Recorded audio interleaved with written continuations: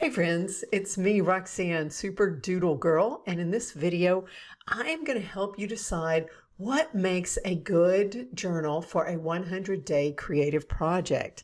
And as I always encourage my students in my classes, I'm going to shop in my closet first. So these are some of the journals that I just have on hand, and I'm going to walk you through each one of these, tell you a little bit about the journal, and I'll share with you some pros and cons of it to help guide you in your selection for an appropriate journal for your 100-day project. So let's get started. Okay, first up is this really cute, this is an adorable journal that I got in a gift exchange. And I love that it would be great to have if you're going to be doing a lot of on-the-go creating for your 100-day project. Has plenty of paper in it, feels great in my hands, love the size of it. One of the features that I noticed, it's got these two little spots here in the front where you could tuck your word list. If you were using the playbook, you could tuck the list of your words in there to take with you. So that's definitely a strength. The paper is beautiful. So it feels like it is some type of handmade, maybe 100% cotton. It's really delightful. I have no idea who made this or where it came from. So that would be the one thing I was like, I'd have to do a little testing at the back to know for sure. So a couple boxes that make the positives are it's small and portable.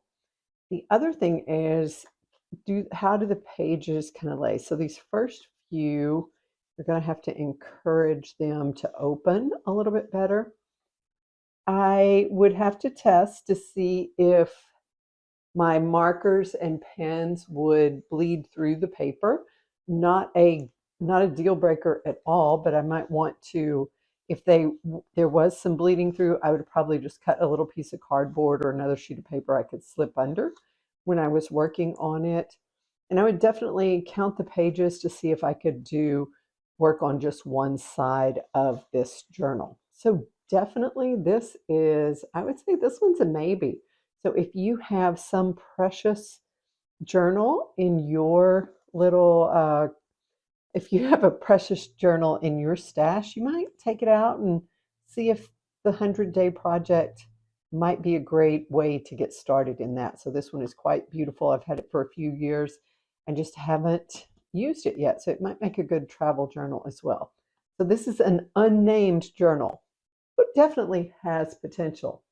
Next up is, oh, this one's a lovely Handbook Journal Company Watercolor journal. This is one of my favorite brands. I absolutely adore these. This one is, it has linen on the cover. There are 60 pages of soft white, acid-free, 95-pound watercolor paper in this journal. So 60 pages wouldn't be enough for a whole 100 days. So we've got a little math there. But look at the size of this journal.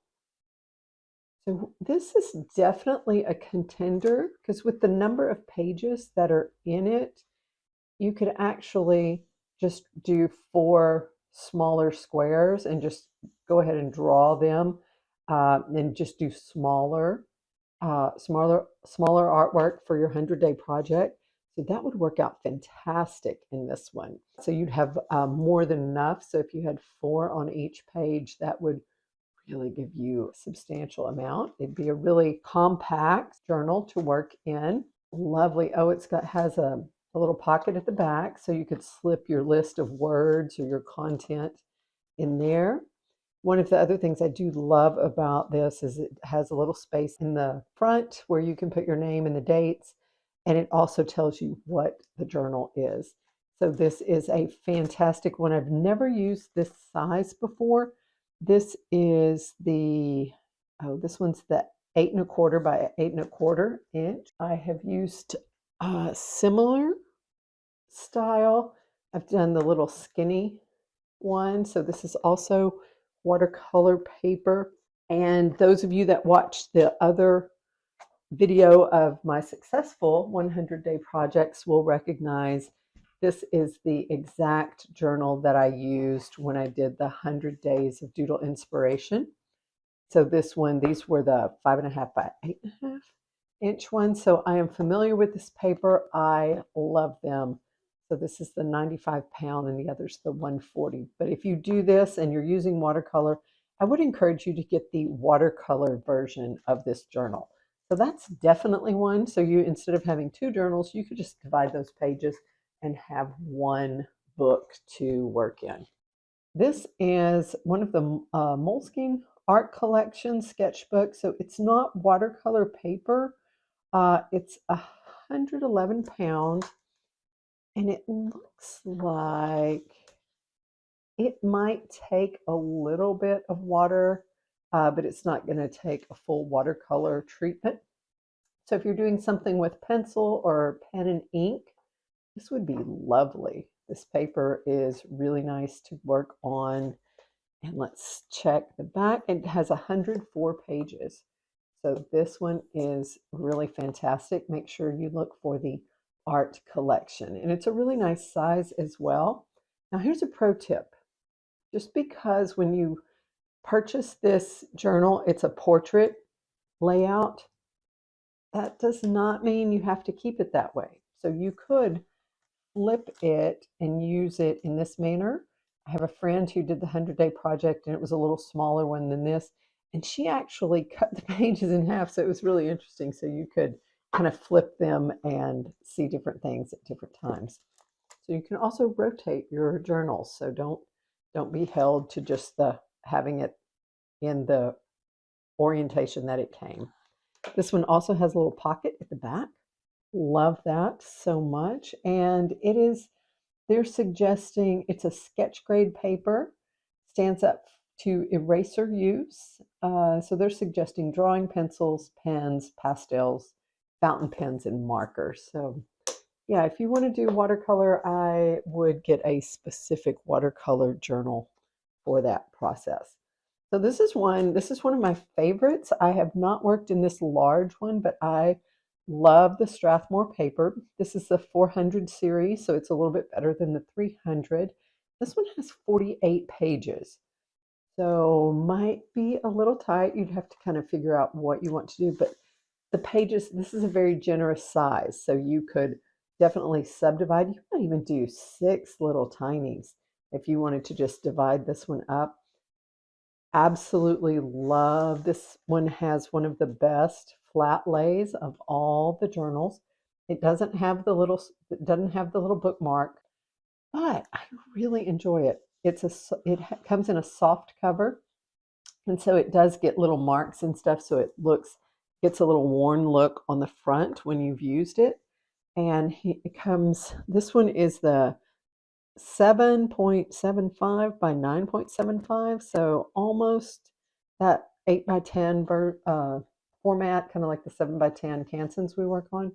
Here it is in the 8 by 5, and so you can see this one. I use so much water in it. See, the pages did curve a bit, but it was a just absolute delight to work in this. So it takes your watercolor or your inks really, really well. So highly recommend. Soft cover. It also comes in a hardcover. And so you can see this one, again, I used a lot of water in it, so it did have a little bit of a curve to it as it dried out. But this one's not watercolor paper, but it took a lot of ink and markers really well. So Strathmore, those are going to serve you really well. So if you're looking for that journal form factor. The other just workhorses, these are just go-tos. Let's say you don't want to spend, $25 on one of the bound journals. Well, these are my favorite go-to in the wire bound. This one is a smaller form factor, which is great for the 100-day project. This one is exactly the size of the 100-day playbook that I put together, so the art in there is perfectly sized for this small journal. So this is the Grumbacher. There's 60 sheets, so you would need a couple of these, or to subdivide the pages. It's a mixed media, so it's going to take your water really well, and if you're just doing markers in it. One of the things about this style, look for these. These are called the in and out pages. So you can take the sheet out, you can work on it, and then you can put it back in. So for instance, let's say we wanted to work on these little Christmas trees.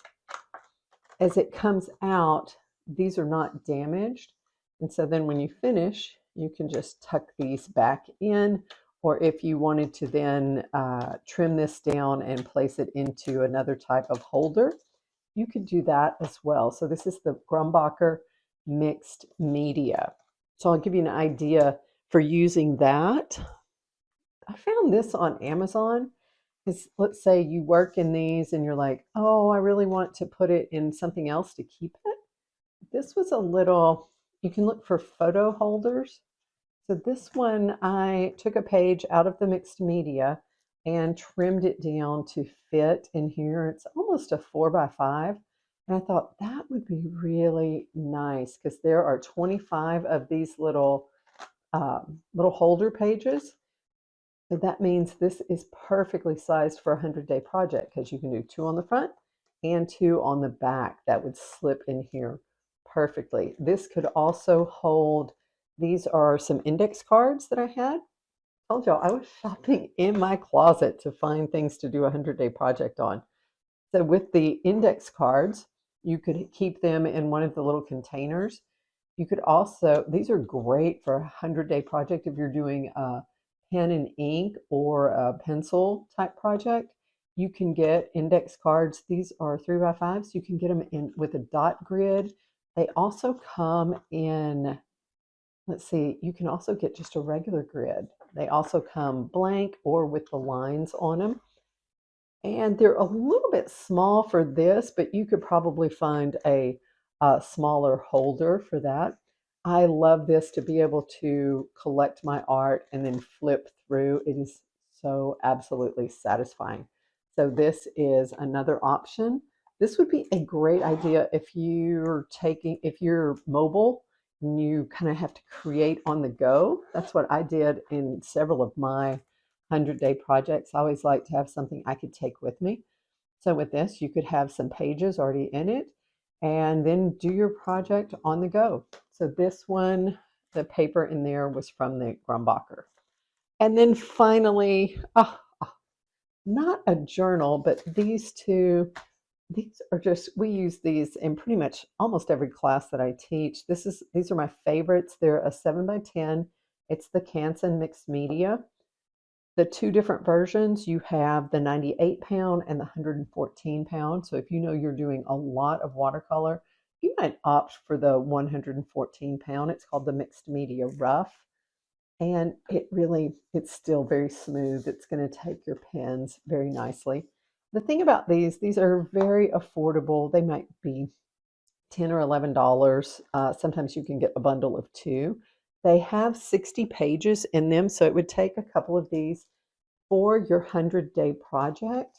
But it's a really nice, so if you're thinking about doing something that's a little larger form factor, these are just great to work in. We've used these in Creative Meditative Flow. We use them as our practice journal and Journal Jumpstart. Really fantastic paper. So you don't have to get super fancy, but I do recommend you think through what is the container going to be for your 100-day project, and also think of what size you want to work on. So these are all just some fantastic options for you.